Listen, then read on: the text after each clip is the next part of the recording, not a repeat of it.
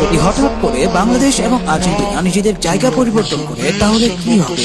শুরুতেই বাংলাদেশ তার বিশাল জনসংখ্যার জন্য একটা বিশাল দেশ পেয়ে যাবে, কিন্তু বাংলাদেশের স্বপ্নযাত্রা মাত্র একটা দেশেই সীমাবদ্ধ থাকবে না। তাই বাংলাদেশ চিলিকে আক্রমণ করবে। চিলির শক্তিশালী আর্মি বাংলাদেশকে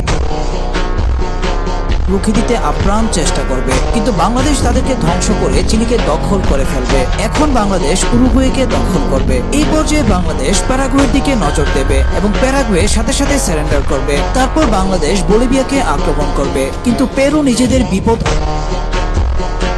কাজ করতে পেরে বাংলাদেশকে আচমকা আক্রমণ করে বসবে। ফলে পেরু এবং বলিভিয়ার পাল্টা আক্রমণ সামলাতে না পেরে বাংলাদেশ পেছনে ফিরতে বাধ্য হবে। কিন্তু বীর বাঙালিরা নতুন করে আরো সৈন্য মোতায়েন করে বলিভিয়া এবং পেরুকে পুনরায় আক্রমণ করে পরাজিত করবে। এই পর্যায়ে ব্রাজিল বাংলাদেশকে আক্রমণ করবে, কিন্তু বাংলাদেশ ততক্ষণে অনেক শক্তিশালী হয়ে উঠবে এবং